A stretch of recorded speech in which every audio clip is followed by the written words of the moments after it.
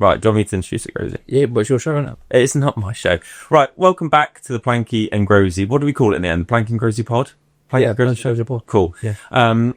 So this is technically our second episode because the Christmas episode never got aired, and I thought, to be honest, it was absolutely shit. Yeah, it was. The episode was shit. The quiz we did was shit. Everything about it was shit. All right.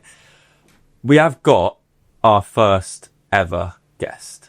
And at the minute, the screen's going to be on me, so we haven't really revealed who it is yet. Obviously, if they follow us on socials, which you should know who it is. But our first ever guest, Grovesy, who is it? You tell me. Okay. Our first ever guest is not only someone who is part of the Goals for Gosh family. Yep. And we've been at quite a few events now. He is someone that my wife absolutely loves. And my nan. He is not only an incredible actor, but also I hear that you run a cafe and Sings. He is Mr. Jamie Kenna. Jamie Kenna. And we're on screen now. Screen. Yeah. Fuming that in that whole intro, you mentioned I own a cafe. I could see. Not once did my football ability come into. Don't worry. Are we going now? Where are we going now? Okay, right. Yeah, I guess so. All right. Absolutely. Cut that a bit out. Yeah, we could absolutely. Look, People say that you are like the Ginger Pele. Yeah. Exactly. It used to be Ray Parlour, right? But now it's there is the Romford Pele. Yeah. Romford Pele, but you're the Ginger close. Yeah. Close. Yeah. But no, I'm really excited to have you as our first guest. We spoke about, weirdly, you were one of our first names. It was you and then Luca we want to get on next. Yeah. But weirdly, yeah, it was, and it's somehow it's worked out. I Grovesy, that's down to you. When in your connections. Well, we're friends. We are friends. We are. We're all friends. That's the best way to be. That's what I mean. There's so many people working on like we do and speaking to as many random influencers, celebrities as we do, and a lot of people just aren't genuine. And that's what I've struggled with, especially over the last couple of months of dealing with people. But every time I've met you, you've always had time to speak to me. Izzy, when she's got loads of questions about your shows. I have a lot of time to speak to Izzy. You just sort of join the conversation quite a lot of the time. But yeah. Yeah, it's rude, isn't it? I am rude. I'll allow that. No, in that, I don't. It's a job. I do a job. I'm really lucky. I've followed my dream. I've been very successful at it, which I'm very grateful for. But that's the word. It's grateful. So it's just I've had a bit of luck. And it's opened a lot of doors for me, but there's no point in me becoming a completely different person. So it's, it doesn't give me the right to walk around lording it up, because the sooner you do that and the trap doors open and you're not on telly anymore, then, you burn a lot of bridges. And it's much nicer to be nice. So it is genuine, and you guys are great. And when I saw you had a podcast, I actually thought, why haven't I been invited on it? And I didn't realize you hadn't had any guests. No. So now I have the honour of being the first guest. Yeah. So you might be the last. Yeah. You've closed the show, yeah. I've taken the podcast virginity. Yeah. That's it. Right. So how was your Christmas? It was good. It was good. I was actually, so I went to Windsor to friends who own a pub, and then I went to China on my Instagram. Yeah, which was madness. For work or? Yeah. So I did a cultural exchange documentary. I got interviewed last year. Yeah. This production company came over from China, visited Brighton. There's a TV channel in Brighton called Latest TV. I happened to be out with the kids at a Christmas market, and they were there filming. So they were like, "Oh, Jamie, will you be part of the, can we just interview you as part of the documentary?" So I did this interview for about a minute and a half. And at the end of the interview, she says, "Oh, have you been to China?" And I said, no, but I'd love to go. So if anyone watching this wants to bring me to China, I'm up for it. So then I get a phone call saying, "Oh, it's aired and everyone wants to bring you to China. That's cool. Are you up for it?" And then I said, "Well, I'm about to do this new job, so I'm busy till May." It wasn't working out. They said, "Well, what about December?" And I said, "I can't leave the family in December." So they went, "Bring the family." Amazing. So I took my wife and kids to Hangzhou in China, and it was absolutely mind-boggling and incredible. Oh, wow. Do you get to travel a lot like that? You take your family as well, or is it? Yeah, I mean, that's quite unique. Yeah. In that they paid for everything. Yeah. And they looked after us so well, and so my wife and kids got to come on. I had to go on all these amazing experiences to a palace and to temples and eating all this food and just kind of reporting it like a documentary. Yeah. they got to experience it all as well. So that doesn't often happen. But I do travel a lot, and I try and get them to come along as much as I can. That's cool. Yeah, so we've been to New York and we've been to all sorts of places, but they just sort of come along for the ride, really, just so I get to see them. Yeah, that's nice. Are your kids? I've met one of. Are they old enough to appreciate all of that yet? Is it? Yeah, they are. They definitely are now. My daughter's 12. Yeah. The son's 9. So now they're really starting to. They'll remember it all. They sort of take it for granted, really, because, you know, they've been behind the bar in the Rovers from a very young age. They've been on backstage at every theatre in the country. They've been. I did Gran Turismo, and they were coming out to all these F1 tracks and just walking around the track and in the pit lanes and stuff, and there was like helicopter shots, and they're just like, Yeah. where's the food? That's So very cool. It's so cool, but I don't. They do appreciate it. They also do take it for granted a little bit. That, oh yeah, Daddy's doing that, but it's great. I think when they get older and they start to talk about it, you know, how cool it is will finally hit home. That is. So where did you spend New Year's? In China. In China as well? Yeah. What was that like, spending New Year's in China? Well, it's a bit weird because they don't. That's not their proper New Year. Is it February? Isn't it? Yeah, I think it's middle end of February. They kind of celebrate, but they do celebrate Western New Year. So, but it sort of finished at 9:30, 10. So we went out for dinner, and then we were in the hotel room just watching this Chinese TV program where they were dancing around, and then that we had.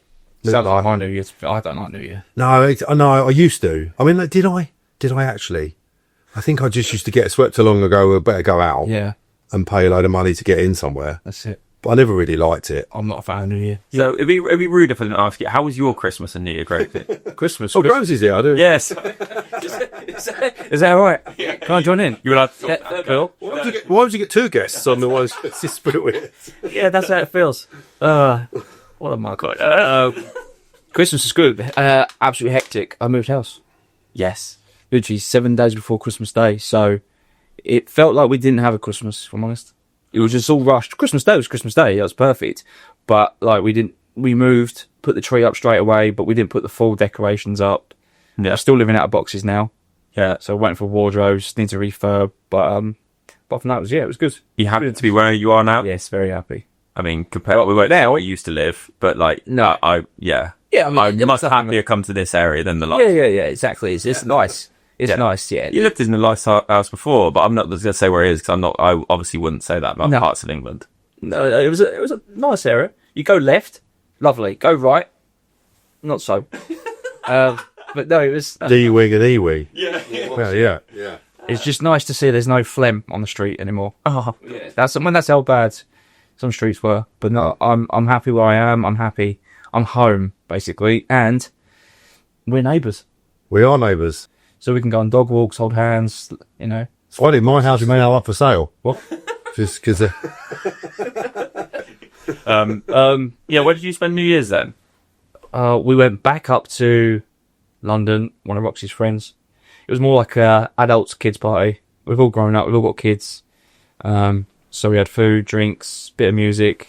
But then I was back on the road at 10 o'clock and then probably home at 11:30.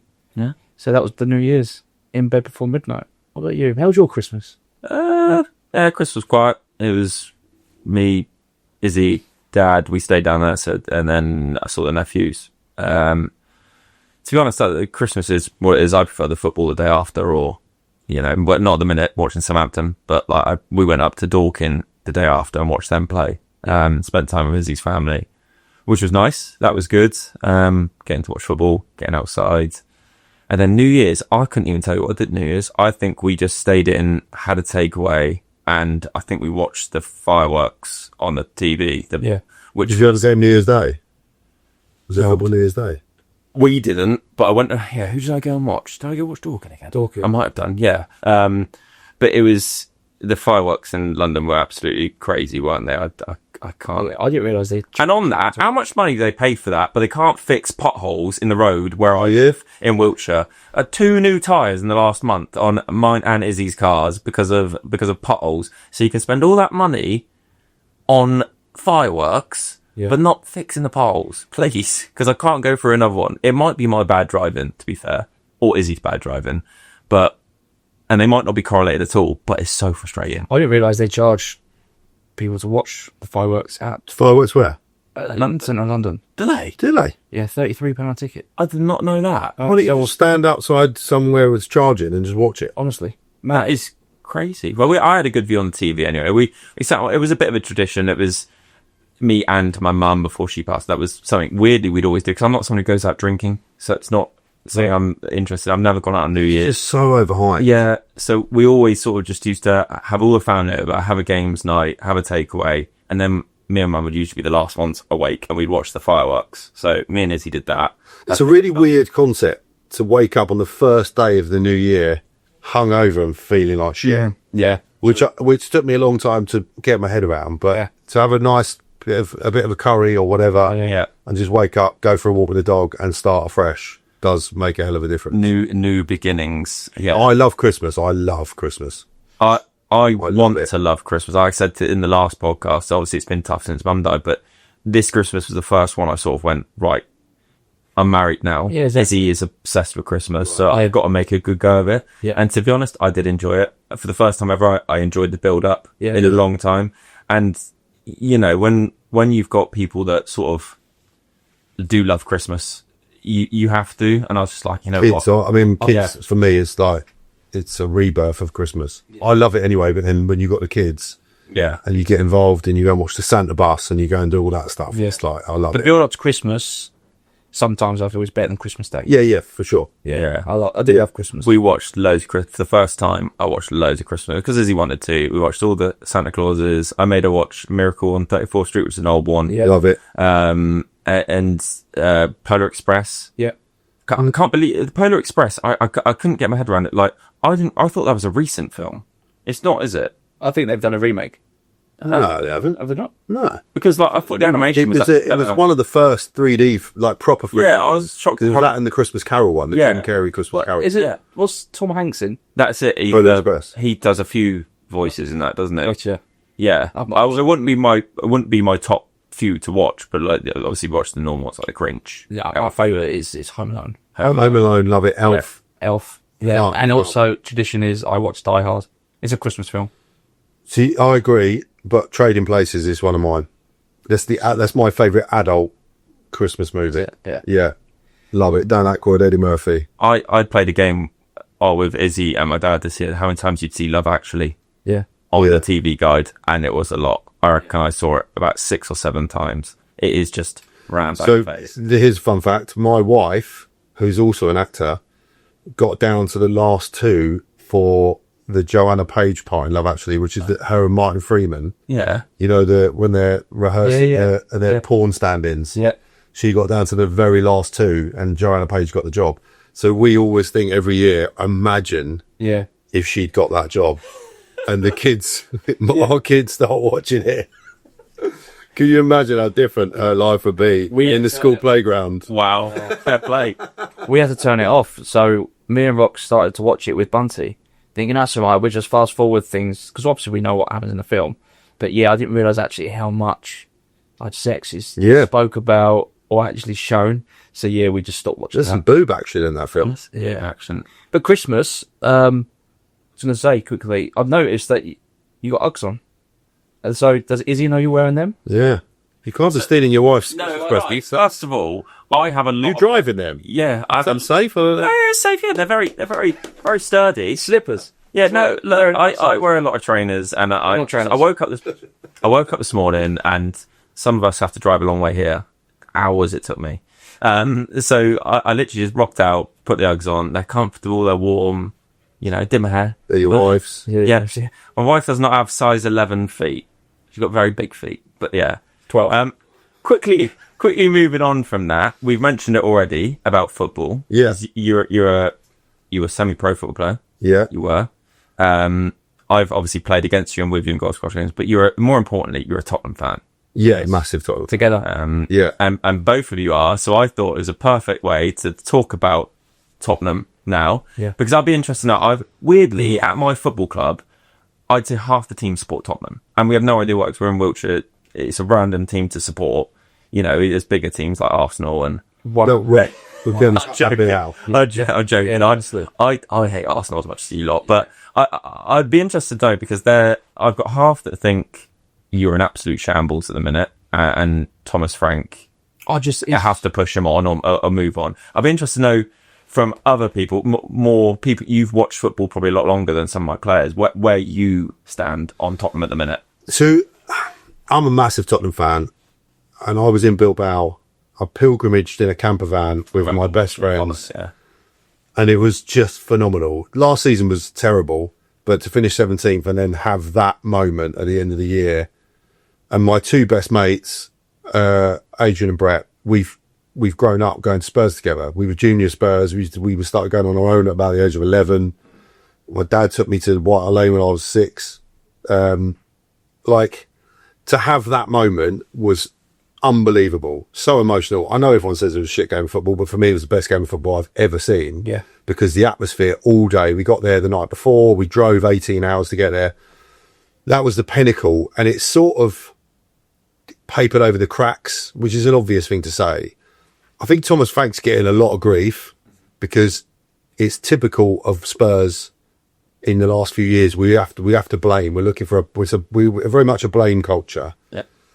Daniel Levy's gone, which everyone was blaming him. Although he did spend a lot of money. Like, it was like, oh, he's not spending money, but he did. Like, we spent 65 million on Solanke. All right, we didn't necessarily get the players we needed. Eze was a massive loss. Yeah. I think the problems run deeper than sacking Thomas Frank. You sack Thomas Frank, who are you getting in? Who's coming in? Not a lot of questions. No. People are asking for Poch, but Poch ain't going to leave the USA. I'd argue say Pochettino's got the best job in the world at the minute. He is about to be the manager of the USA at a home World Cup. Yeah, well, he's not going to leave. And also, what happens if they do really well, which they in theory should? Why is he? At the moment, we've got to be realistic, and I think either the owners, the top brass of the club, either need to move on and start again and let someone come in and take over, or they need to turn around and own it and go, listen, we're not a top 4 club at the moment, and we can't compete as a top 4 club. We got the best stadium in the world to watch Beyonce in. I was about to say that you have got the best stadium in the world. Yeah. For me, everything about it is high tech, amazing. But it's like having a unbelievable mansion, the best house in England, but you've got no furniture. Yeah, and that's what it feels like in a minute. Your players aren't good enough. But that stadium turns over millions because of the concerts, because of the boxing, because of the American football. So they've got this revenue. Yeah. So you've got people that don't care what's going on the pitch, and you've got people that don't want to invest in what's going on the pitch. We just signed Conor Gallagher. Conor Gallagher, I think, is a really good player.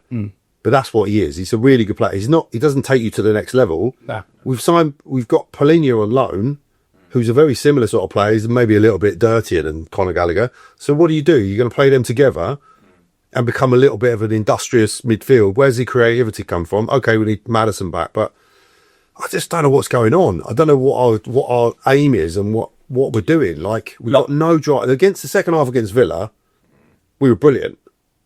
And then you got the Bournemouth game, and you got Van der Ven having to go at the fans, and why is they waiting for the end of the game to start having a bit of fire in their belly to have a go at the fans? Where's that right from the off? And I just think the problems run. Romero hinted at it. The problems run way deeper than getting rid of Thomas Frank. You know, he hasn't just become. Everyone wanted him, and everyone was excited. They didn't want Big Angelo anymore. Frank comes in, everyone's excited. Now all of a sudden, we've only just had Christmas. He's suddenly the problem. I do think the Conor Gallagher signing's a good signing, but what I do think with it is that it's a bit of this might get the fans back on site for a month. It might. What it is, because you had to sign someone in January. You did. They need to sign someone who score goals. Because exactly, and this is a problem at the minute. You haven't got a goal scorer. No, and you're not going to compete in the Premier League if you haven't got a goal. And we're waiting on. So Solanke's obviously been out for a long time. We're waiting on him returning. We're forgetting that when he was playing, that guy works really, really hard. But he's not going to get you 30 goals a season. No, it's not that. He's industrious, but he's up there. He's doing doggies the whole time for and with no reward because he's not getting the service. That's not going to change when he comes back. We haven't suddenly got a new system in place. We've signed Xavi Simons, who I learned he's like our highest paid player or something. I mean, he's on extraordinary amount of money. Yeah. Like, what are we doing? It just shows how long Harry Kane was carried that cup. Yeah. But And Son went. And Son, yeah. We burnt him out. We absolutely burnt Son out. Harry Kane is still and was still the best number 9 in the world. I won't have any argument For about sure. that. For what he does, he is. If you were to pick the all-round footballer, and I mean you could pick any position, I think he is the most all-round footballer in the world. Jamie. Jamie, sorry. Yeah, we'll get to that though. Yeah, we are getting to that. But I just haven't got time to go and play for Spurs. I just busy. Like I'm so busy. Yeah, it's just too much. I'm still jet lagged. Just stop. and I'd fucking hell. So we'll come back to the Tottenham thing because obviously there's loads you could say about Tottenham, but I'm going to go into a little bit more on football into you now. Yeah. And I've done a little bit of research. Is it true that you had a scholarship to go and play in America? I did. Did you? Yeah, I did. Yeah, I played. So I was back in the day before the UEFA badges. I had my FA prelim badge. Yeah, that. And I worked for QPR on a lot of their soccer schools and a bit of academy work for them. I was playing non-league football at the time, and then because I was at pro club, and then I got released just before YTS, and I ended up playing non-league football, and I ended up playing like senior football at the age of 16 for Tunbridge Angels, who are now National League South, I think. Yeah. So they were Talking, yeah. Dr. Martin's league, and in and around there at the time. And I was coaching, and then I went out. I worked for this company called Britannia Soccer. Went out to America, and they just basically at the time the MLS was about to start. They shipped over all these British lads who had to play at a certain level, but we were all about 19, 20, 21. Just got us all over there, and then just spread us all over America, running these soccer camps. It was insane. We'd have a car, and then you drive to wherever. You'd be in Michigan one week, then you go off to Pennsylvania, then you'd get a phone call. You go, right, you're off to Florida, and That's mad. and then we play these exhibition games. So yeah, I was out there for 2 years on and off. Yeah. I got so fat. It was the first time. Oh my God. So I'm playing football every week, but I'm also eating 1 million calories a day. And it was my first sort of metabolic kick down, and I just got really fat. But yeah, so I got offered two scholarships, one at Salem Takeo and one at James Madison University in Virginia, West Virginia in Virginia. And I was due to stay out, sat my SATs. And then I just got really homesick because we were all together, all these boys. Some of them were still out, they're already out there at scholarships. And then some of them were coming back like me, but everyone was kind of sniffing around it because they wanted British players. And I got offered this scholarship, and then I had to stay. So everyone went home, then I had to stay, and I was in Chicago. And the game was just very different. Like, I'm playing full on non-league football this is the 90s, right? So football was a very different game to what it is now. You can get away with the tackle. Yeah. Well, I was at Gillingham for 3 years, and we used to spend time being shown how to like foul people, being shown how to pull someone's pants up their arse and pinch them under the armpits. You know, we had actual lessons on how to disrupt your opponents. Yeah. Then you go to America, and it's almost a non-contact sport. Yeah. You know, and I'm first 5 minutes, I'm going through someone, I'm getting sent off. I got sent off 3 times. And I was just like, what is going on? And then, you know, they just didn't know how to progress the ball. And it was just horrible. So I just legged it. Yeah. I literally legged it and came home. And the guy was ringing me. I was meant to start because I didn't tell anyone. I just rang home and went, "Oh, we'll come home." So I did. Yeah. And then, that was that. But yeah, I was supposed to stay out there. So who knows? I always wonder what would happen. I probably just got fatter and sent off a lot more. So it said, when I did a bit more research, the Tunbridge Angels, I knew there was another club, Rustle. Was it Rustle? Is that how it counts it? So what level did you play there the longest in your? Yeah, I think so. That was because I gave up football. Yeah. I burnt myself out. It was always my dream. But the bottom line is, my dream was to be a footballer, and I wasn't good enough. But it's hard to accept that. So whenever I got to, and it's interesting now being an actor, the two things I loved were football and performing. The two things I still love is football and performing. I'm a much better actor than I am footballer, which tells you how shit I am at football. But yeah, so it was just my dream, and I couldn't not focus on I couldn't focus on anything else. That was what I wanted to do. Yeah.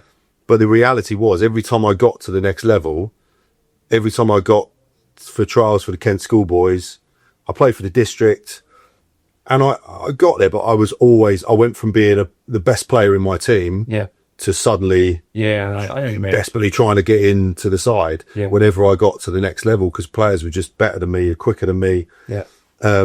And then I found my level. But what happened was, I did America, came back from America, went to university, just trying to scratch around in what am I going to do.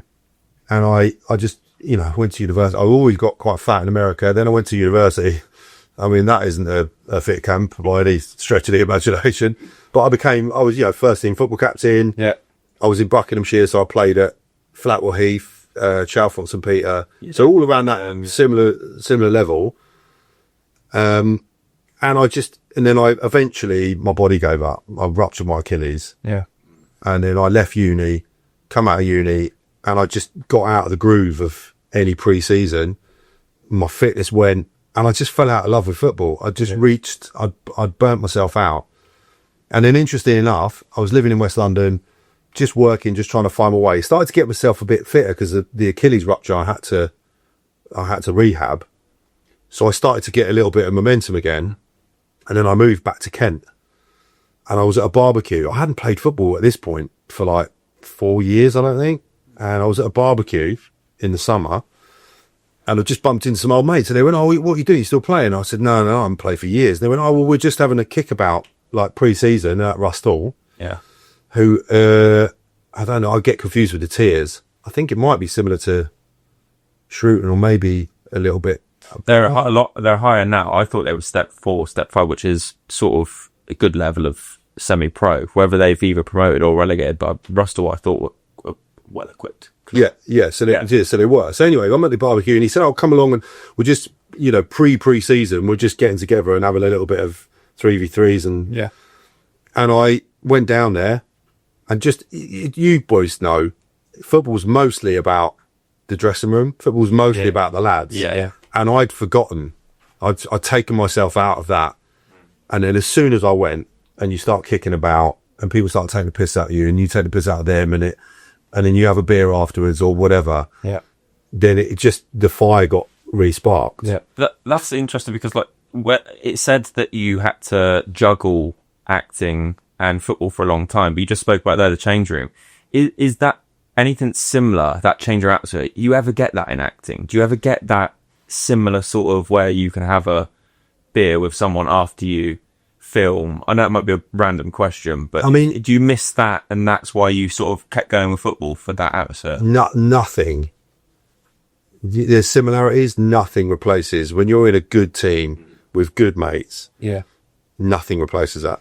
Nothing ever. Even, coaching, being a manager, you dip into that, but you can't dip into that too much, because you've got to keep on the periphery. Nothing will ever replace that. And Rustall for me was, because what happened was I got in the reserves, I think, and we went on this run with the reserves. There was some really good players, and we won the league and cup double that year, and I was fully back in. And then the new first team manager came in. We all started again, or maybe this was halfway through the season, I can't remember. And then I got back in the first team, and it just rebooted. And then we had a brilliant side. We had a couple of players. We had one player who'd been at Taunton, had moved up. He was a postman. He won the FA Vars. So we were punching above our weight. We had some really good players, and there was about 3 or 4, maybe more than that, 7-day approaches. Yeah. Throughout the season. I had one. Oh, I remember then the 7 days. 7 days, yeah. Still happened now. I'd sent off 2 this week to get transferred. Right. That. Yeah. But because we had Rustall, and then Tunbridge Wells and Tunbridge were 2 more local teams that were playing a step higher. Yeah. So I think I had a 7-dayer from Tunbridge Wells, maybe Tunbridge was idea, but anyway, there was a few of us had 7 days, and we all made a pact to stay and see where we went. And we finished second in the league, and we got to the County Cup final, and we lost 2-1. But we all made a pact, and we all saw out our playing days there. What you said there about change room is why my team at the minute is so successful, why we are flying the way we are. But the change room gets us points. There's games where we've been 2-0 down, half time, I haven't had to say much. They've all looked at each other. There's no bickering, there's no arguing. there's things done in the right way, and we went on and won 4-2. And I always say a good change room gets you wins throughout the season when you shouldn't be getting wins. Yeah, 100%. And that's spot on. I guess that is what I miss is the change room side of it, because you're right, I have to stay on the periphery. I have to keep that, because I want to go somewhere in football. I have to keep that management. I can still have a laugh and a joke, but then there needs to be, they know where I'm stood. I can't join in it too much. Yeah. Going back to your question though about me juggling, football's always I've been asked this question before. What, would I keep my career or would I give it up for 1 or 2 years as a pro footballer? I probably would be a pro footballer, because it's what my dream was. How, my dreams have changed now, and I'm very grateful and happy with my career, but I think I sacrificed quite a lot of my early career because football, I prioritised it too much. Yeah. I'd actively turn jobs down because I knew I was going to miss a Saturday. Yeah. Which is, and I'm confessing that now. My agent at the time was not. I used to lie about having weddings. I used to lie about, I think I lied about a death in the family, because I didn't want to miss a game. And this is my career. I'm turning down money to go and play football. It's insane. And if I get injured, if I do my cruciate or whatever, then it's massive. But I needed it really. And it came to a natural end because I did get a job and I thought I'm not going to be able to play. My Achilles was flaring up again on the other side. So I needed an op. So it just sort of finished naturally at that level. But yeah, football's been a massive, massive part of my life. I was loyal when I started adult football. I think I was loyal. I stayed at a club probably too long.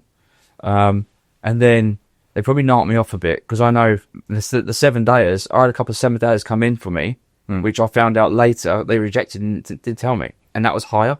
Yeah. But they didn't want me to go. You're not allowed to do that, are you? No, you're not. So we have that a lot. So there's been a couple of times where we've had 7 days in for my players, and I'm like, I don't want to tell them, but you have to. Yeah. So yeah, I mean, non-league is absolutely crazy, and let me tell you, it's only getting stranger. The money's more.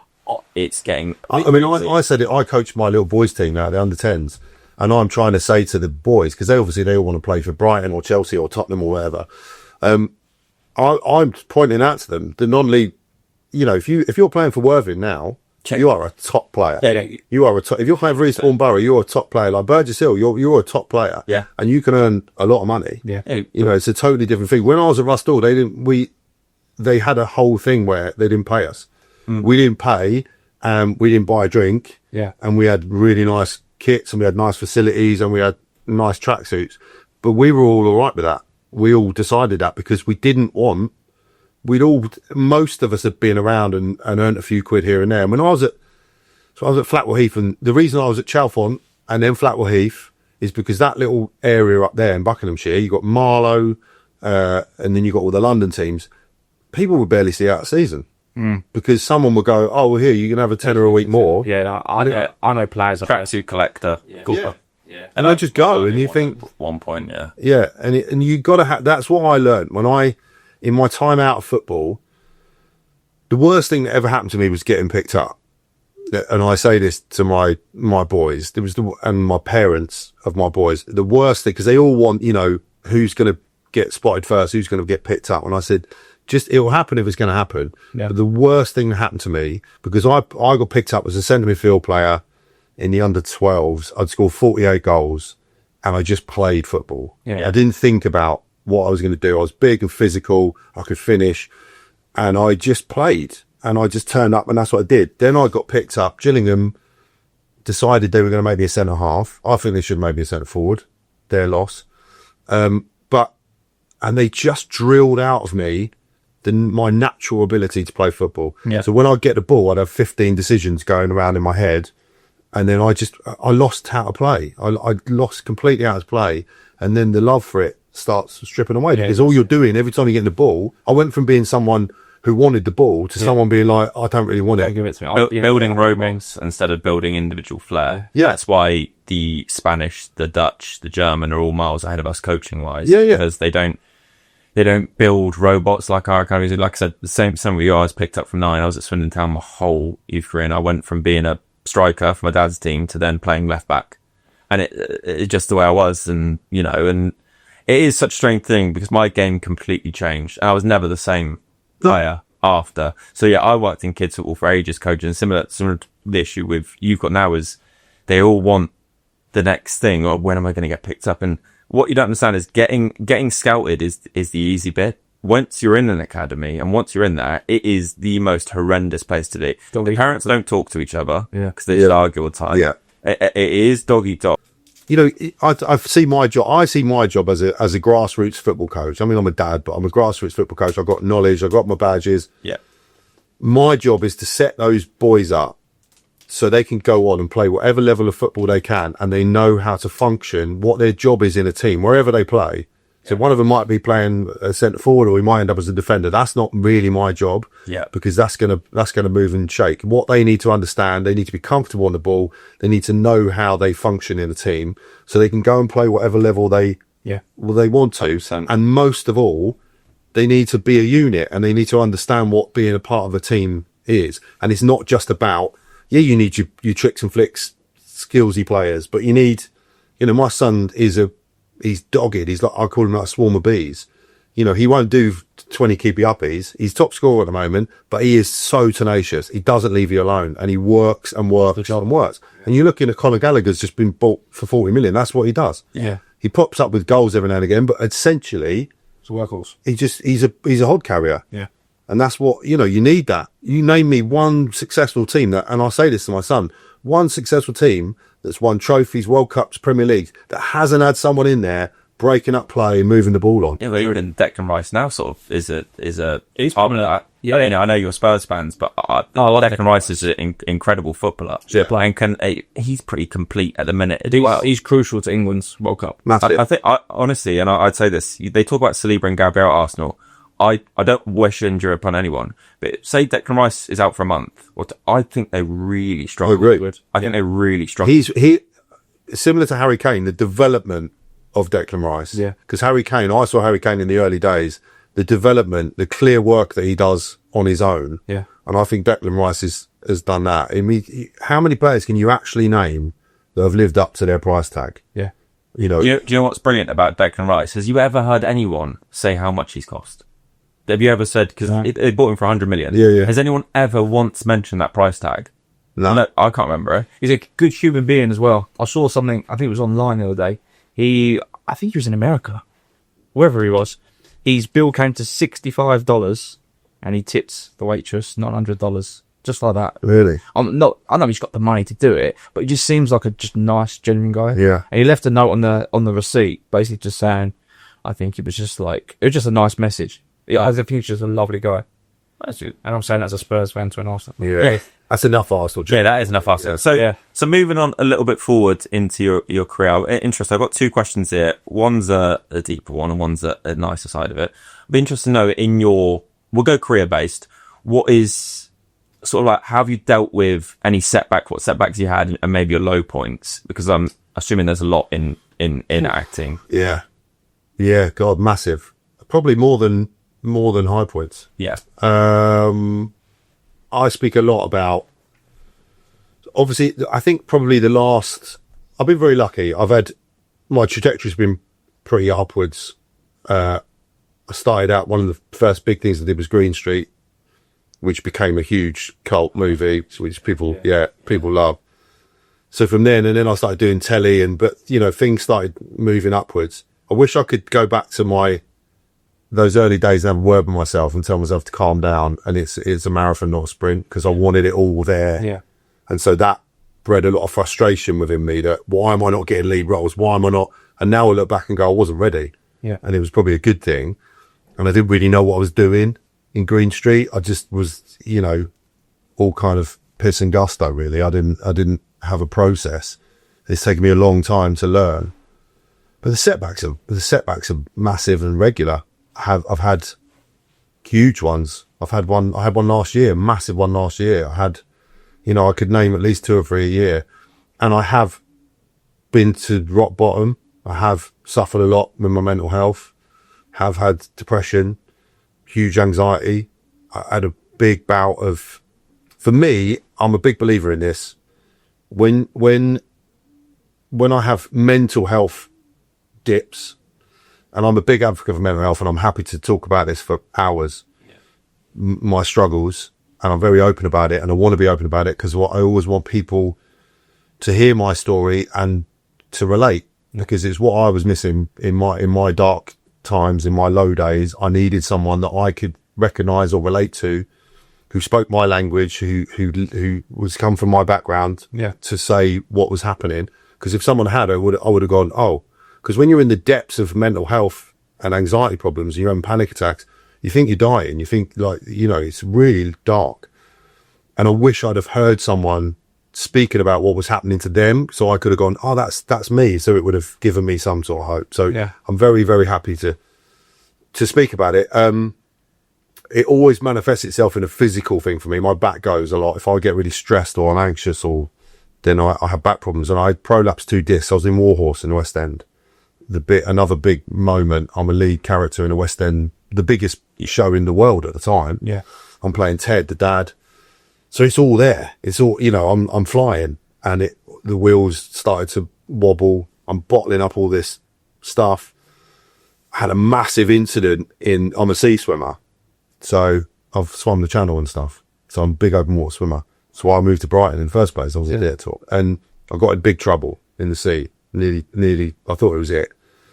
That sort of took the lid off this can of worms, and I started having mental health problems. I didn't know I was having that, and I just kept ignoring it and muscling my way through. Got to Warhorse. It was stressful. It was a long rehearsal period. My back went, prolapsed 2 discs, got foot drop, lost all the damage the nerves in my leg. And I started getting stage fright. So I came back from that and got stage fright, meaning I am standing in the wings. There's 3,000 people who've paid a lot of money. Yeah. I'm standing in the wings, and I can't put one foot in front of the other to go on and do my scene. And I'm having to force myself, and no one knows. Yeah. I'm not talking to anyone. I'm keeping this, and I'm not sleeping. I can't leave the house. You know, I've get to you know, dark places. So I've been there, and I've had, you know, people talk about rejection in our industry. It's not even like, you know, people think it's like X Factor. You walk into a room and they go, no, or they press a buzzer and you're done. It's the opposite of that. It's the ghosting. You'll walk into a room and people go, oh my God, you're amazing. Like, you're the best actor we've ever seen. Like, great, you know, and then you leave, and then you just don't hear from people.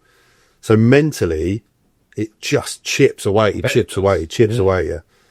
And things like, you know, the pressure of then you get a job. So you have all that rejection. Then you suddenly get a job where you're on, you know, you're a lead in the West End, people paying all this money, and you can't go, you are struggling. You're forcing yourself to walk on, stand in the spotlight, and deliver these scenes. It's hard, man. Yeah, it's really hard. Can I just say that is so important what you just said? I don't know if you've seen, but my meta glasses there, I've started filming with them when I'm driving to talk about how I've dealt with grief recently and struggling with mum dying. And I've been suffering with panic attacks and anxiety, and like, Izzy gets so frustrated. Izzy wasn't around when mum died. It'll be 3 years in March. And I thought, I can't talk to anyone. So I still can't talk to her. I don't even talk to you much about mum or anything. And he's someone I would go to with any issue ever, over anyone. And I don't open up about it, but I found when I put those glasses on and I started driving, I would just talk. And like, then I thought, well, let's just put it on Instagram. Let's just see. And the amount of messages I've had in the last week about... I saw you put one. About people saying, even one saying like, my child died and this and like that. And I'm 15 years down the line. And I'm like it was, it's not incredible. It's not the right word. I don't know, that's it. But it was so humbling to see that other people, believe it or not, because I felt like I'm the only person in the world that's having these problems, because you do sometimes, because I'm quite naive and selfish, I am. But like, to read all those things I had about it, and what I was going to say about you is, you've someone who I've watched you in many things, Green Street, Peaky Blinders we'll get onto, and and even you spoke about then being a big, strong on your football, you're hard tackling, but then you've just opened up and said what you have about mental health is, that's what I think people will relate to, because you'd be the last person, as a naive George 5-10 years ago, 100%, who personally, I don't know what Grovesy thinks, I would never expect you to say what you just did. No. I think we're at a point now where you doing that and someone like you saying that will definitely relate to someone. That's why I talk about it, because I meditate. I've tried everything, because the only way out of it is talking, is opening up. And what you'll find is exactly what you found, exactly what I found. The minute I sit there and go, even if, because it still happens, I'm not now saying I don't have panic attacks and I don't suffer with anxiety. And it's often now when there's no reason for it, when everything's going well. Right this minute, my life is amazing. My career's exactly where I want it to be. I'm you know, I'm not really a manifester, but you know, the universe is helping me. I'm where I want to be, and we'll talk about what I've got coming up next. And it's really exciting. And I'm sitting on the train the other day and I start having a mild panic attack, because what if it all goes wrong? What if, you know, that something happens? What if this doesn't happen? And that's when it's worse. What I then do is I talk about it. I'll if someone says to me, someone close to me says, how you doing? I'll go, well, not great. It's just, or get in and I'll say to my wife, like, I'm having a bit of a moment. And then as soon as I say it, the weight is lifted off my shoulders. It's like, we talked about Home Alone. You know, when Kevin goes down in the basement and he's scared of the big thing, it's like, Kevin. And he goes, shut up. Yeah. That's what you're doing. That's what you're doing. That you've got this big fireplace in the middle and you're like, shut up. Yeah. The minute you say out loud, and what will generally happen is someone will go, yeah, God, me too. And I've been on stage with people. I'll name drop him. Shane Mitchell's a really good mate. We did Panto together once. Oh, no, you didn't. Yeah. Hey. We'll cut that out, right? Yeah, Mercury cut. So we're doing Panto. We did 5 years together, Panto. He's a really good pal of mine. And I was doing this silly scene and we're running around like being idiots. There's no pressure. Yeah. Like it's meant to go wrong. But I'm suddenly having like this meltdown again. But aware, because it's bizarre being on stage with all these people and everyone's screaming at you. I came off stage and I said, I thought I was going to faint. I thought I was going to pass out. I felt like really weird. And he went, me too. And me and him stood in the wings of the Southampton Mayflower, 3,500 people, and we stood in the wings and sort of ended up having a bit of a hug. And because we just talked about, yeah, do you get that? Then yeah, I get that as well. All of a sudden, that huge, great big boulder of a problem gets shattered into little tiny rocks that you can then digest and process. Yeah. And that's the most important thing. That's the biggest bit of advice I'd give to anyone. There is no way there is anyone that doesn't suffer. Whether you suffer a tiny amount and you can stick it in a little box, but if you stick it in a little box, that box will get bigger. That's what happened to me. But no one is without suffering. No one is without anxiety. Depression is just sitting there, but we tag it with these words, which make it a bigger thing than it is. Keep talking. Mate, you've had a massive, massive incident in your life. You've lost someone really close to you. You're never going to get over that. Never. But you've got to live with it.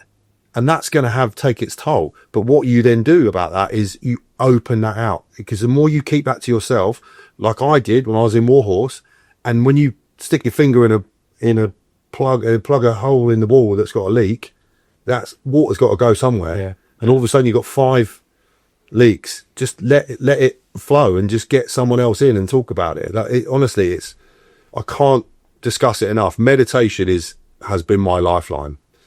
And if no one's ever tried meditating, it's not easy, but it's just to calm your brain down, just to sit. There's loads of apps, there's loads of things, and just to sit and calm your thoughts down. And because once your mind is under control, as much as it can be, you can then be rational. Yeah. But you know, anxiety thoughts are rational. It's your brain and your body trying to protect yourself. But sometimes it's a little bit, and we're full of all these analogies. You know, if you get a yogurt and it says it expires on that date, they're always a bit they overestimate. Yeah. You probably got another week or so to eat that yogurt. Your brain does the same thing. Your brain goes, oh my God, like everything's ended. Yeah. It's not, it's just trying to protect you, and you've got to know when to override that bit. You know, if your house is on fire and your brain's going, get the fuck out, then listen to it. But if you're just driving down the road and you suddenly feel a little bit anxious, ring someone. I think that's been my problem over the years. I think only recently I've started speaking. I bought a lot of things, so you probably don't even know. But it's like, I bottle things inside. I speak to my wife, but only in the last few years. I think more with whether it's work, whether it's the lot of stuff I'm doing with obviously Great Ormond Street, wherever it might be. It's just life. Sometimes it's overwhelming. Even for the last few weeks, it's just like been busy. The house move, work, Christmas. My daughter's starting a new school. Exactly. We've got an event coming up soon for Goals for Gosh, and it's busy. Sometimes I feel that I am on stage. So you would never know there's something going on in my head, but I'm always ticking. So I feel like I am on stage because people expect me to be happy, chirpy, all that type of thing. But actually, when I shut that door when I'm at home, I'm literally everything just playing, all like that. I woke up the other morning, this is proper deep, but I woke up the other morning, actually in the middle of the night, with like massive heart palpitations. I had anxiety, but I don't know why. I think it's just because I'm so busy at the minute. Yeah, because it has to go somewhere. Yeah, it does. So that's where meditation, I'm telling you now, meditation is a lifesaver. It's a game changer. I've heard that's a lot more common now. I remember someone saying that to me a few years ago, meditation, but now I speak to people a lot. And people say they do it, not even for any reason, but they say they just do meditation to control certain things. How often do you, I mean, even if you break it down to the simplest of forms, it's sitting still with your eyes shut for 10 minutes. And the idea is, I always picture it like my mind is a room and there's a door on that side, So you're going to have, if you sat here and closed your eyes for 10 minutes, your brain's going to be filled with thoughts. Yeah. But what you do is you acknowledge the thought, and you show it the door. So a thought comes in that door, I very gently go, thanks for coming, but you can leave. And it's all about breathing. It's all about connecting your mind with your breath. Just focus on your breathing, and it just slows everything down. Do it for 5 minutes. Like, get some apps. I'll send you some links, and maybe you can post them on in the bio of this. Yeah. Just 3 minutes, 4 minutes. Start and build up. How often do you do that in your day, particularly when you're absolutely snowed under, where you just sit still and breathe? And what happens is with your breath, because as an actor, you know how to control your breath. That's what you learn at drama school. So you breathe from your diaphragm. And then the more stress, the more you breathe up here. Yeah. So it stands to reason scientifically, you're not oxygenating your body enough because all of your breath is here and your shoulders get tight. So you're not feeding your whole body with oxygen. So, your cortisol levels are all over the place. They're high because of the stress levels. Yeah. And then you're not going to be ready to sleep when you're ready to sleep. Your brain's not going to switch on. Yeah. So it's, you can make it scientific, whatever, but the fact is we're human beings. We need to calm ourselves down. And it's good to have that energy. And you do a phenomenal job with Goals for Gosh. Like, I've seen you work. I've been at the events. And it's full on, and you're amazing, and you thank God you do it, because what a brilliant thing. Yeah. But you've got to be able to learn how to step away from that, and you've got to learn how to have your time. It's no good you raising all this money for charity to help other people, and then you're combusting yourself. I hear that. I do hear that. Rock says it all the time, that I need to look after myself. My biggest issue is I now live in that house. It's a nice big house, and you've got so much privacy, but it's mum's built it. She's buried 100 yards across the road from the church. I go home, and that's when I think, when me and Izzy finally move away or whatever, that's when I'll probably be on the path to sorting a few things out grief-wise. Because at the minute, it's very much, you've been to my house, it's very much, she has built it exactly how she wanted. But you can't leave that as a to-do list. When I move away, I'll deal with that then. Because it's happening now. Yeah. It's every day. So the more you front it, and your dad will be doing the same thing, the easier that, it's like leaving that big job. Oh, I'll fix it at some point, and then it becomes a much bigger job. Yeah. When you eventually go, I've now got to do it. And what will happen is it will tell you when you've got to deal with it. And you don't want to be there. That's where I got to. Yeah. Me nearly drowning in the sea was the catalyst, but that was 20 years of a failed football career, of this, that, and the other, of family members dying, of being bullied really badly at school, and all that stuff that builds up, that was in that little tiny box that got bigger and bigger and bigger.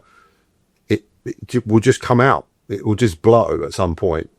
And so you don't want to wait for that moment. No. Because that's when you go, I can't leave the house. And it's funny because someone asked me, I remember someone asked me, like, what advice would I have for someone who's lost their mum? And I'll be like, don't do what I did. Don't do what I'm doing. Which is crazy because I know what the right thing is to do, but you're so worried about. But the other thing you can't do is you can't judge yourself because no one knows. Yeah. Like, no one knows how you'll deal with grief. No one knows how you deal with stress. So there's no judgment, and you can't judge. You're judging yourself. I can hear it. God, I feel like this is a therapy session. Honestly, It's great. it is good. It's But you can't judge yourself. No, You've dealt with it how you've dealt with it. Yeah. So no one can say. You can't ask how do you deal with the death of a parent. How do you deal with the death of a kid? Like, how do you? You know, I did an ITV drama recently called The Blame, which comes out with Michelle Keegan, who's the loveliest person ever, and I played the dad of the murder victim, and I had to do a scene, a really moving scene, and there was a guy who introduced himself to me in the morning. It was a really sensitive day. They were amazing, the production company. They let me kind of lead the day, but it was very emotional. I spent a lot of day, like, you know, conjuring up some dark stuff. And this guy was the photographer, stills photographer. So he went, oh, hello, he's a really nice guy. He introduced himself. I'm going to be bobbing around the set. Don't mind me. Yeah. So he's there watching this whole thing about me talking about my daughter being not with us anymore. And I'm crying. And anyway, it's hours. And he's lying on the floor taking pictures. He comes up to me at the end. He's like, I just wanted to say that was great. And that, you know, you really nailed that. And I've really felt that. I lost my daughter. And I was like, what? I went, when? He went, last year. His daughter was like 5 or something. Yeah. And I'm going, what the fuck are you doing here? Yeah. Like, how on earth? So I went to the producer and went, do you know about this? And they didn't know. And I spoke to him about it, and he was like, you know, I said, how do you deal with that? And he went, I don't. I just keep getting up in the morning. So again, I end up having this moment with this guy going, man, like, you know, so you can't know. I don't know if he's on top of it. No. And whether he goes home that night and his world falls apart. I don't know, because you can't tell. But what you got to do is just open yourself out, and more importantly, open yourself into yourself. Yep. And find ways now before it comes at you and you've got to deal with it. And because that's what I did.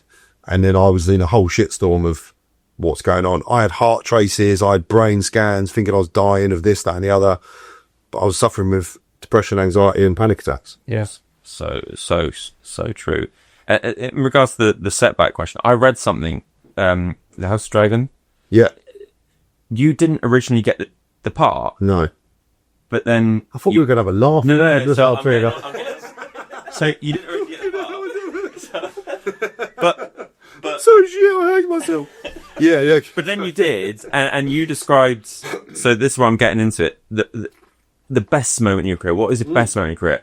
I watched you on the red carpet, a video last night of you on the red carpet talking about you getting this part, and the way you spoke about it. Was getting that part the best moment in? Would you say it is? Because the way you spoke about it, it was like this is an amazing moment. And Izzy tells me how big this show is, like massive. Yeah. Like she, Big show in the world. Yeah. And she was like, you don't understand. I'm like, okay, all right, I don't. So I started looking into it and it's massive. Yeah.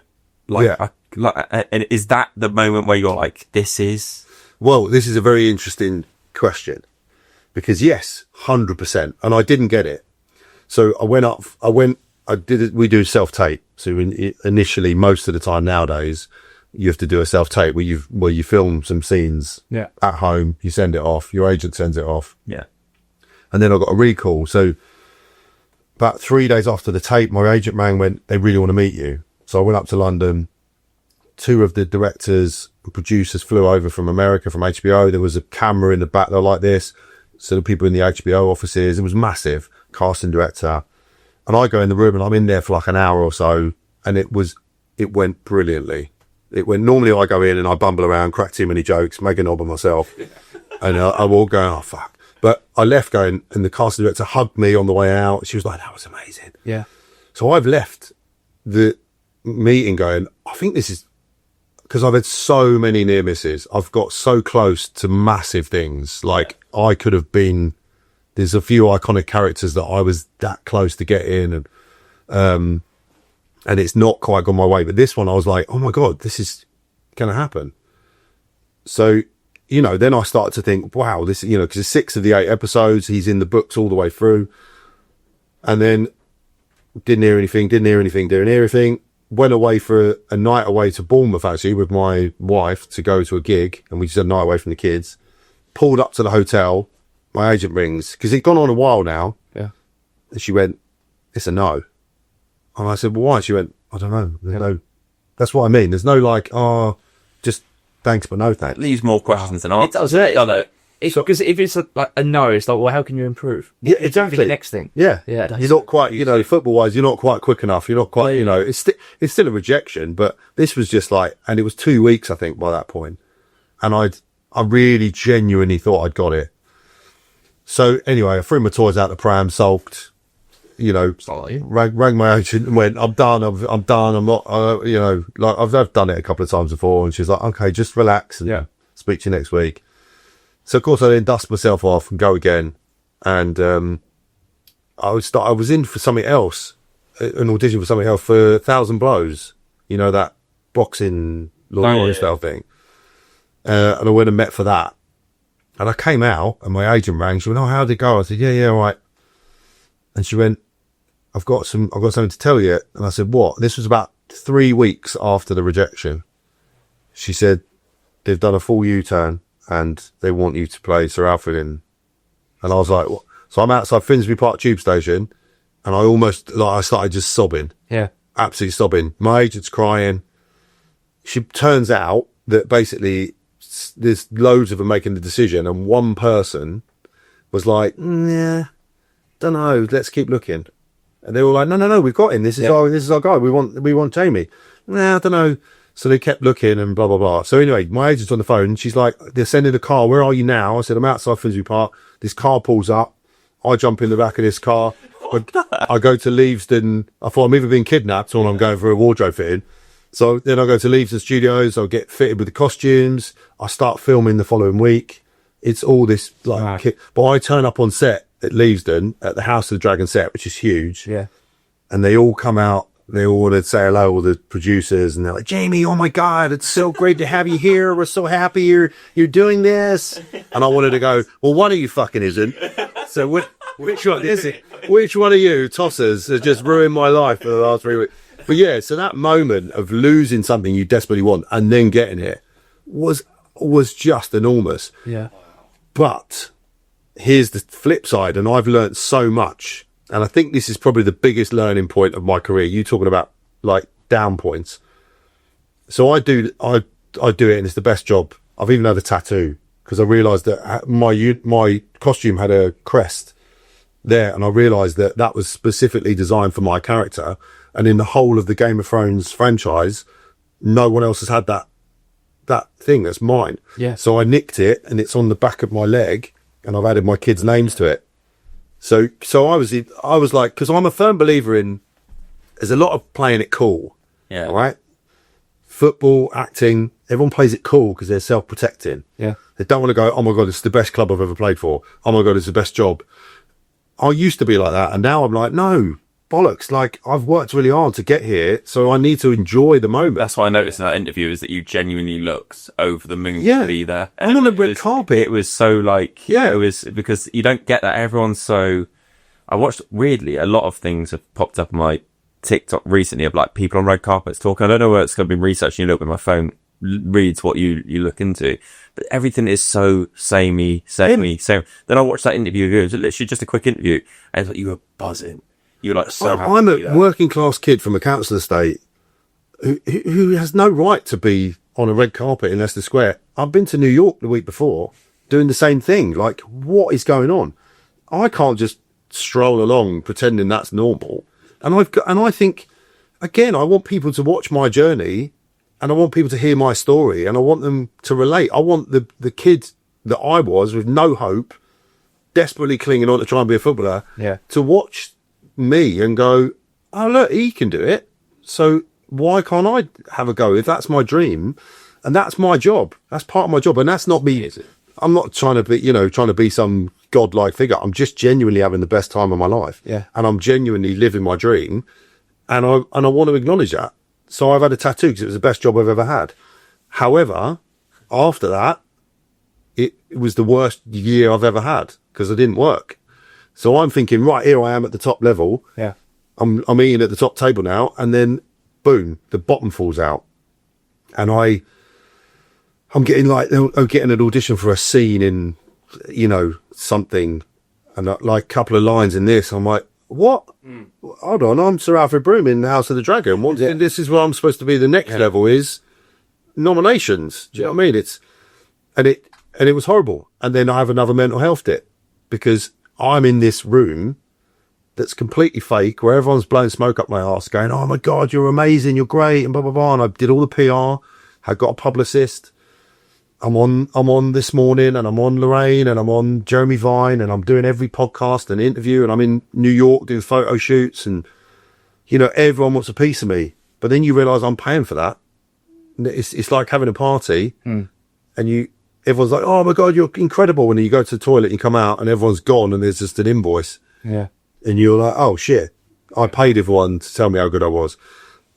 Now, what I've realised since then is that's money well spent in terms of longevity, because my footprint, you can now look me up and you go, oh, and thankfully I've used my platform to talk about mental health and talk about all that. So when you do your due diligence on me, that's what my mark is. It's real. Yeah. You'll see me on the red carpet like a kid in a sweet shop going, "Oh my God, I can't believe I'm here." It was nice. Rather than me going, "Hey, yeah, well, this is just normal." Yeah. So I'm so happy that that's what I come across as. And that's pure fluke, because I always want to be myself.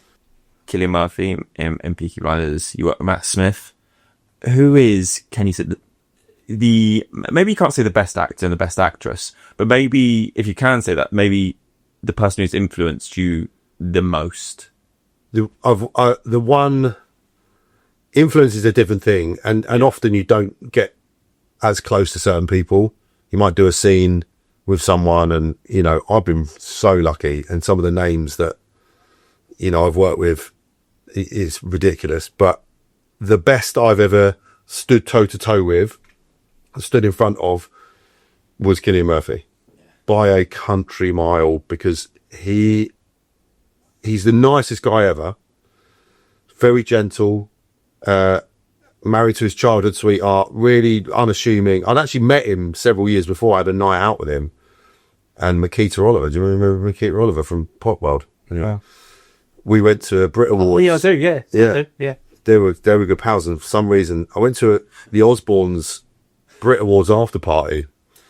Anyway, this is all back in my Danny Dyer hangout days, where a lot of hazy memories, but so anyway, blah, blah. So I've met him years before, and he was then very unassuming. He's a really lovely, gentle guy.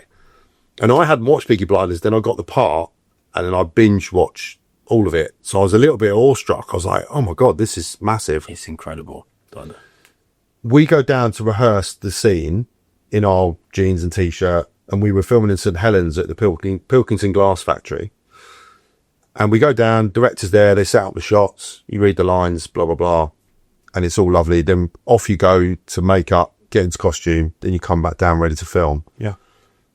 And he's not big, Cillian. He's like, so we go off. I didn't see him come down. I'm on set, and he walks down. It was terrifying. He pins his shoulders back. He does his physical thing, and he walks in with Tommy Shelby's long coat on. Like, I'm getting my hair's on the back of my neck standing up. And the thing is about being an actor, right? You work opposite people. If you work with someone who's not the best, you have to work a lot harder. A bit like football, right? Some people give you the ball in a way that you don't need that extra touch. Yeah. It's just in front of you, you can just play. Yeah. Other people make you work really hard, and you have to carry them. Yeah, like when I play with him, I'm shattered. Do you know what I mean? Yeah, so I've witnessed that. Fucking ludicrous. Yeah, that's true, because you're always on the bench, yeah. I don't echo that, Planky. I think you're a very good player. Cillian Murphy delivered the lines in a way, it was like a Jedi mind trick. I didn't have to make any choices. It was such a great like scene at this it made me laugh a lot, maybe because it was you as well, but it was like there was in Peaky Blinders so many like scenes where you just sat there and you'd like, whoa, like this is an incredible acting. But it was like yours was a little bit jokey as well, because it was you end up you end up boxing, don't you? A young lad who they end up signing. And it was just brilliant because you say a line about, the Peaky Blinders have my eyes out, or do you know what I mean? So it was unbelievable. He was incredible. The transformation, that's the most I've ever seen. But I've been very lucky. I've worked with David Suchet in the early days, who's just a love. I mean, he got me really, really pissed to the point where I threw up outside the pub. I didn't want to show him that, so I went outside because he got me on the whiskey. I don't even like whiskey. But if Sir David Suchet says, "Do you like whiskey?" I was like, yeah, sure. And I just ended up doing a bottle of whiskey with it. So that kind of goes into the next one, and we brush on a little bit. Was there a actor when you started that sort of inspired you, and do you have someone now, even 20 years down the line, that you could still look at? I tell you what planted the, because I'd had it in my mind for a long, long time. Like I said at the start of this, my two loves were sport and performing.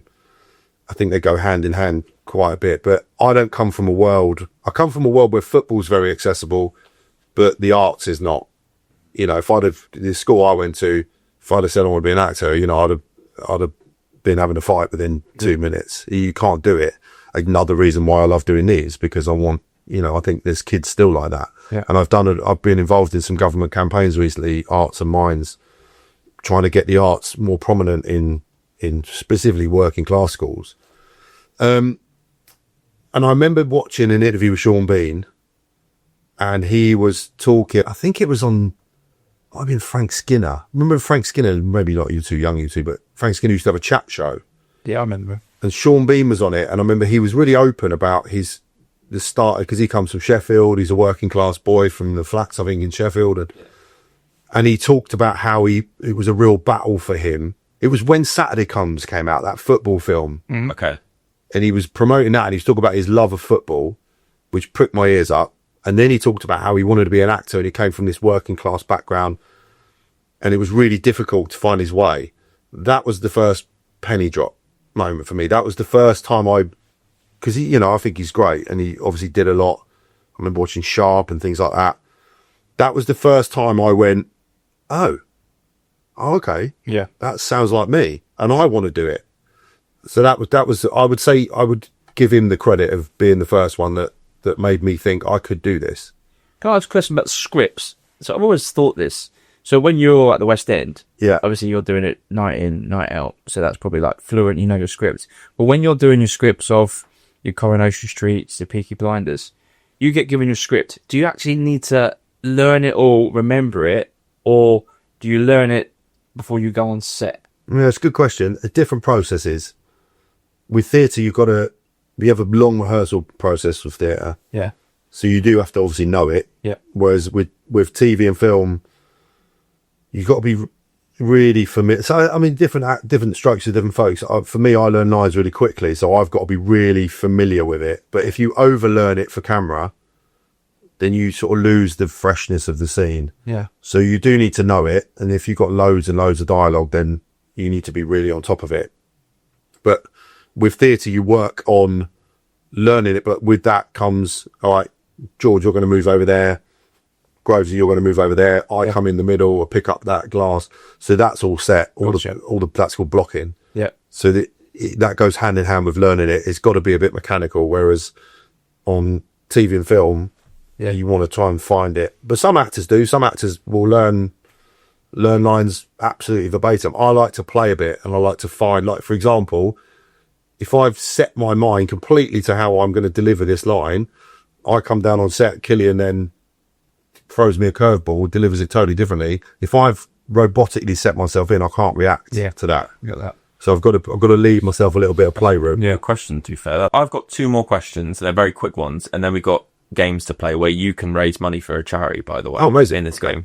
So my last two questions are, if you could work with any actor or actress now, moving forward, or even previous, who would it be? And the second one is, if you could have played any part in any film ever, which one would it be? Well, because this sort of answers, I didn't answer your question. I said Cillian Murphy's the best I work with. And now you said who inspires me. Yeah. For me, the best, I think he's the best. I've got lots of people. So if I worked with him, I would have Kittens, Daniel Day-Lewis. He's the best. Yeah. He's the best. And I love him in interviews. He's more self-effacing than people give him credit for. But that guy is different world. He's a different world. He's Messi. He's Pele. Like, it's very hard as an actor. It's a joyous thing when you're an actor and you watch someone. Mark Rylance on stage. I don't know if you know who he is, but I watched a thing called Jerusalem. I've seen it a few times, and a play called Jerusalem. Saw it three times, I think. It was different class. I mean, I was in floods of tears half an hour after it because it moved me, like, and he did things, and it was so joyous to watch someone, and you go, oh, I can't do that, and you just relax. Do you know what I mean? It's like watching. If you watch football at a level you probably could play at, Yeah. I go and watch Crawley sometimes. I couldn't have been a League Two footballer, Yeah. but if someone had got hold of me and really fine-tuned me and tweaked me, I think I could have got. Yeah. I'd have got to that level. Yeah. Someone would have turned me into a decent centre forward, I think. Yeah. So I watch Crawley, and I'm like, oh, if I slotted into that team, I could play about a bit at the back and all that. And sometimes you watch things a lot of times you watch things on telly, and you're like, why am I not doing that? Especially if you've been up for it, and you're like, oh. Yeah. But when you watch Daniel Day-Lewis or Mark Rylance, like, you could just go, this is it. I'm just watching the master. So if I was in a scene with him, it would blow my mind. Yeah. And then any part in any film ever, who would you want to have played? There's loads. Do you know, you told me something, if we can't say it, we'll cut it out, but you said you got offered the role West End, Doc Brown. You could have been Doc Brown. Yeah. If they do a remake of Back to the Future, because you would have been, what, 10? Yeah. Berlin? I mean, I love that film. But again, I wouldn't want anyone other than Christopher Lloyd to do that. No, he's good. Probably, when I first started doing it, I dreamt of, so probably Gladiator. That's a great one. Probably Gladiator, because who doesn't want to do that? No, you can. I didn't know if you're going to go superhero route or 007. I mean, or, Christopher Reeve, Superman, not 007. No, I'm not a massive Bond fan. Superman, loved it. Batman? Bane. No. The Bane voice. Joker? No. I think probably Gladiator. That sounds good. Because Gladiator, you get to do what you want as an actor. You want to do everything. Yeah. Yeah.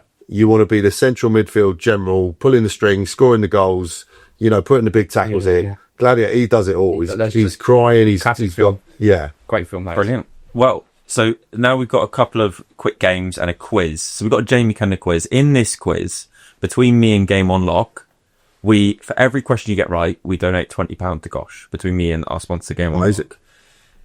I've done a bit of research. A couple of them are hard, a couple of them are easy. So I'm hoping... Is this about me? Is this Yes. a quiz? Oh, cross. So I'm hoping you get... Could I ring my mum? all questions correct. Rosie, you could help him on some if you want to. I'll try. So yeah, so there's 8 questions, 20 times 8. The maximum you can raise for Gosh is 180. no Oh, that's always in the dark there. 180 times 2, 160. Yeah, but I thought you would have done 180 because of the old dot. Yeah. You ruined Right. that. So So we did okay. yeah.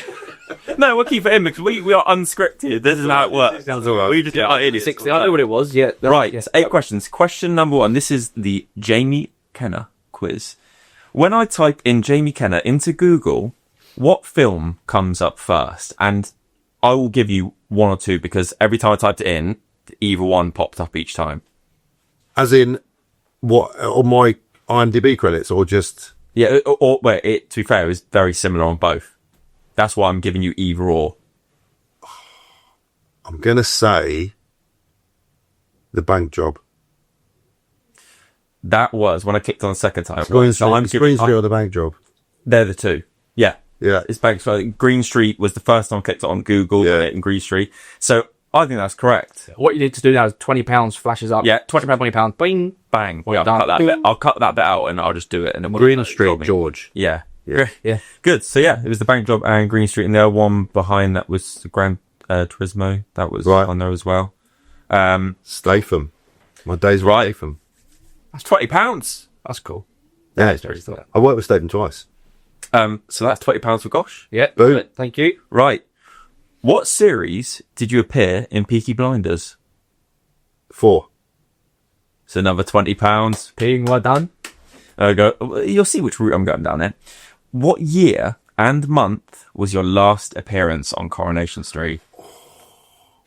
Oh, it's really confusing because you film it about 3 months behind. Yeah, so it's aired.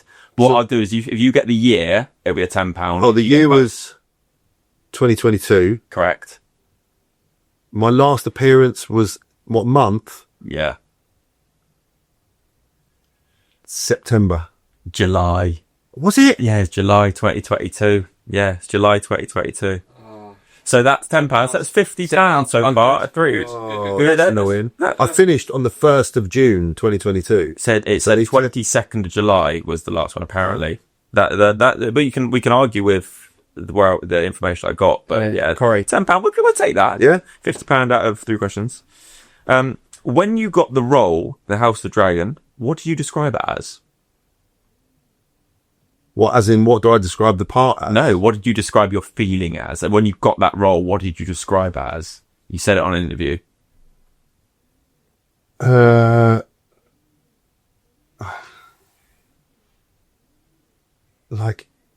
a dream job. Yeah. Dream job. Yeah, dream job. Yeah, a dream job. Yeah, that's what you said. Class.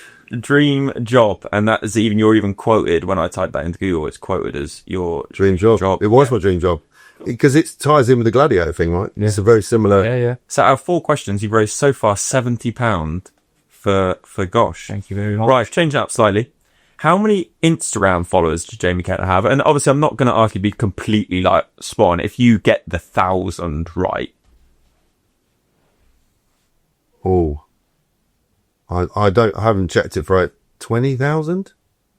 24,000, yeah? He's flying. Well, that needs to grow, for one. So if you can all just... Always share it. That's fine. How many people follow this? 10? 259 Right. people. Oh, there you go, right.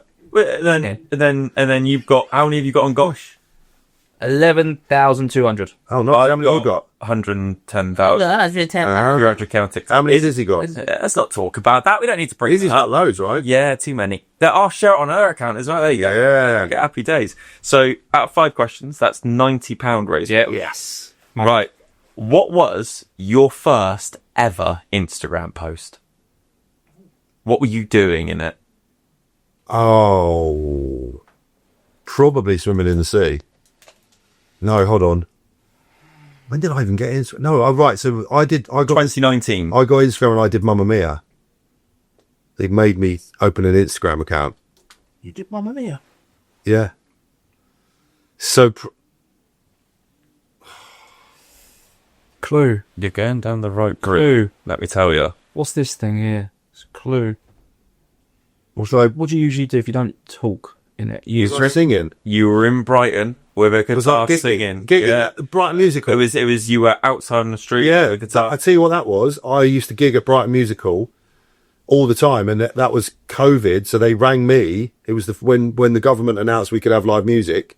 They rang me and went, "It's going to be mental. We need someone who can handle the crowd. Can you come down?" So I did the first live music gig That is in Brighton incredible. post COVID. So does that count? Yes, Yeah, it counts. 100%. Yeah. £110 out of 6 questions. To be honest, I thought when I did these questions, you might not get them. No, I mean, I feel like you're helping me a little bit. But No, not on the first few, I didn't. Who did you work with on your first day at House of the Dragon? Matt Smith Correct? and Simon Russell Bill. Yeah, to be fair, you said 2 names in the interview, but the first name you said was Matt Smith. Yeah, that Matt was what Smith. I was going to take. Yeah. Top man, big Blackburn Rovers fan. Is he? Is he? Yeah, Oh, wow. yeah. He's a top lad. Loves his football. So that is Pretty decent. I think he was on the books at Leicester when he was younger. Yeah. £130. Well done. And the final question, Yeah. and it's about me and you. What ground did our paths first cross? Oh. Was it? We weren't playing together. Oh, we weren't playing together. No, we're playing against each other. Oh, then that must be Worthing. Yeah, He's got it. Spot on. We played it. I played for the Marlins. I Yeah. it's your lot. That is, can I just say, everyone, that is £150 Yeah, for Phil. Bill's Rossball. 75 from me, 75 from Game on Lock. That is unbelievable. Yes. £150. I love that. That is Best thing is- top work. Game on, don't know about it yet. It's fine. So yeah, £150. That is really good. So we've got another I've got another fun game. we've got a fun game now. We'll do the one I've set Can I up. get some more Game on Lock socks, by the way? Yes. Because I'm really into my Reformer Pilates and we need grip socks. Oh, look, there we go. Look, Game on Lock. Can we see it? No, I can't. I always wear them. Can't do them. You're going to get some at the Borders event. Oh, perfect. All right. So the two more games is the initial game, but I've also got, I love this game. I was listening to a podcast quite a long time ago, and they had 3 news stories come in. And basically, one of them's false, and you two have got to work out which one of them's false. If you get that, I'll add another £50 onto your total.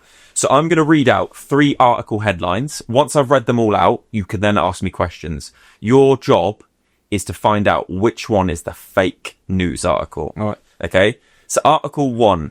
Man accidentally becomes local legend after living undetected in IKEA for weeks.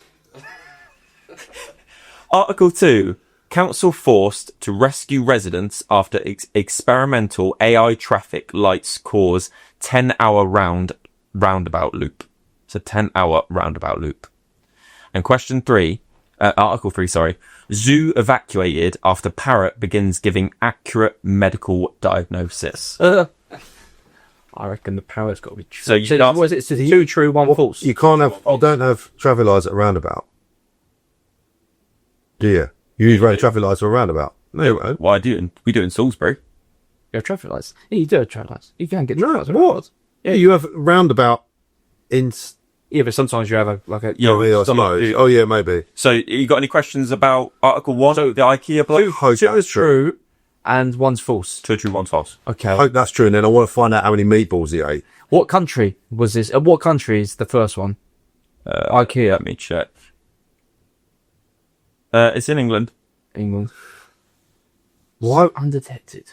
I mean, the parrot... 42-year-old man. Do you want me to give you a bit more information on the IKEA one? Yeah. A 42-year-old man accidentally became a folk hero after he discovered he'd been living inside an IKEA showroom for nearly a month without staff noticing. According to reports, the man slept inside a mock bedroom display, ate meatballs from the cafeteria during opening hours, and used store bathrooms to shower and change. Staff only become suspicious after the customer repeatedly complained that the mannequin in the bedroom was snoring, adjusting pillows, and occasionally whispering perfect lumbar support. When confronted, the man reportedly said he thought it was a communal living experiment. I was into that. Go on. But why? Yeah. So then article 2 about the AI traffic. Yeah. So an English town council issued an emergency apology after newly installed AI controlled traffic lights trapped drivers in a roundabout for multiple hours. The system designed to optimize traffic flow through predictive learning. The predictive learning reportedly became obsessed with maintaining perfect symmetry and refused to allow cars to exit for long periods of time. Drivers described passing the same coffee shop up to 47 times. And there was a TikTok account made called Still on the Roundabout that Ray live streamed it. No, that's false. Can you read it again? Is that the whole podcast? You just reading out that? Yeah. I think that's false because you can exit. It might cause backlog of traffic, but it wouldn't cause people to go round and round and round. And a TikTok account. Yeah. And also this parrot though, because you get rid of the parrot. problem. A city zoo was temporarily closed after a highly intelligent African grey parrot, not gay parrot, grey parrot, began correctly diagnosing visitors with medical conditions. Witnesses claim the bird accurately identified migraines, iron deficiency, anxiety disorders, and one diagnosed heart condition after shouting phrases like low blood pressure and you should see a cardiologist. It was worth it for that. Yeah. Impression. So there you go. It sounds too far-fetched for it. I promise you 2 of these are true. It sounds like it's so bad that it's true. I think it's true, and I think IKEA is true. It's the roundabouts. It's the AI. I'll go around Because I don't think you would get I think it would cause traffic, but I think people would find their way off. And And why would you open a TikTok account? And I think someone would live in IKEA as well. Yeah, 100%. And I really want that to be true. Okay. So let me tell you. Yeah. So if you get this correct, it's £50 on top of your £170, which goes up to Well, it's 150. 150. Yeah. 150. Yeah, 15. Yeah, Well, yeah, well, it's 200. Okay, I'm really good with maths. so let me tell you, the Article 1, the man living in IKEA under 6 weeks, is true. Yes, good lad. How many That- meatballs did he eat? Well, it says he ate a lot of meatballs. I hope he had a dime bar cake as well. Yeah. Right. Well, that's what I would have. Yeah. And I'll tell you that the false story is the roundabout. Yeah. Right, it's the false story. Yeah. Parrot is completely Love it. true. And the best bit about it is that zoo are now selling T-shirts with the parrot told me to get checked. That's Brilliant. us. I love that. That is true story. That's actually where I found out I had chlamydia. I went to some dinner. So I'm now divorced, and so yeah, I'd not wear my parrot t-shirt. He's a prick. Right?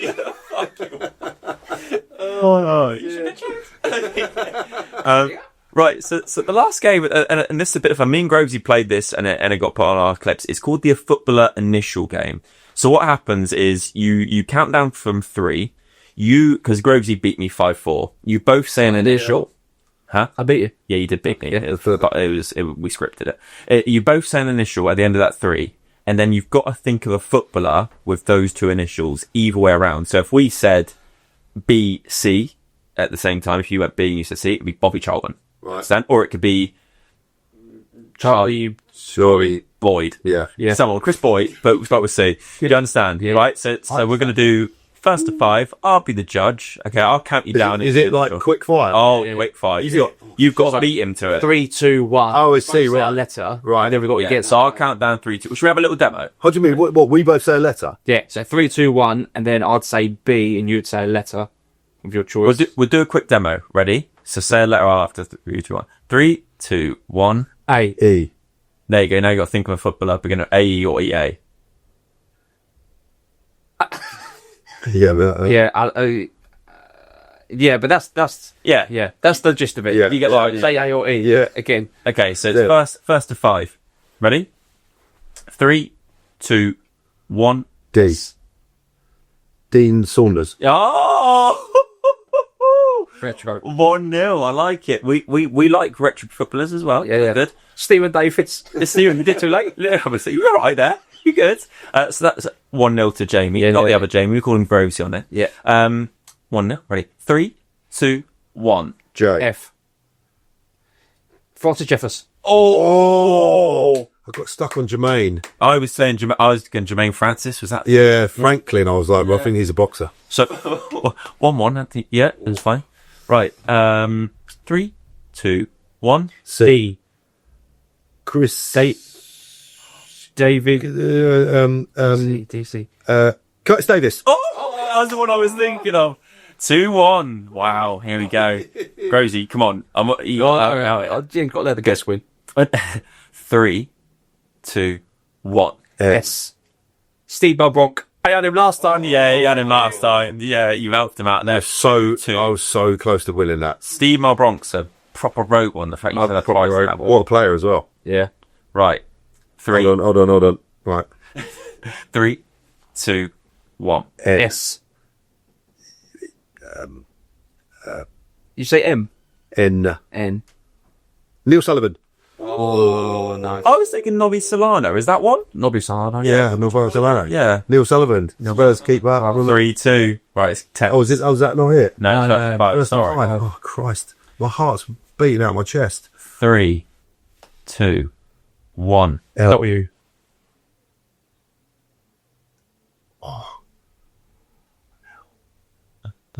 Oh. LWWL. I'll give you 10 seconds or a change initial. Was there a player called Lee Williams? No. I'll give you that. Sorry. Okay. Right, after 1, I'm going to ask you to change initial. 3, 2, 1. B. SB. Steve Ball. Steve Ball. Real. That was tough. I was actually thinking the same time. I couldn't think of one for the first one. 3, No. 2, 1. T. A. Oh, go on. Alan Titsmarsh. How's your garden? Is it alright? Terry Alcott. I don't know who it is, but you can have it. I mean, Well, go on. he is a footballer. Yeah. He is a footballer. He played for Norwich. I'll give you that. Footballer, yeah. He was born in 1935. He only died last year, to be fair. We're giving it up. Yeah, He was a coach somewhere anyway, yeah. Yeah. 4-3. Right. 3, 2, 1. Yes. Zed. He used to play for West Ham. S said. In Italy. Took a funny penalty. Zed. What? Took a funny penalty. No idea. We've got to rejig that. Simone Zaza. Yeah. Simone Zaza. Played for West Ham. And Yeah. 3, 2, 1. W. B. Williams. Paul Walsh. Paul Williams used to play for Saints. Did he? Yeah, coached his kid as well. And Coventry. 4-4. We've been at felt this well. You've been this before, and he's great on 4-4. By the way, he's Right. great. Pressure don't get to him. Right. Are we ready? You got a letter. Yeah. You good? Right. Here it is. This is to win the initial game. Let's go for it. 3, 2, 1. J. Jermaine Taylor. We've had Thomas. TJ. Tyler Johnson. That's someone. You need to Google it at least. You keep going then. John Terry. You're gonna be so upset about that, Kieran Baby.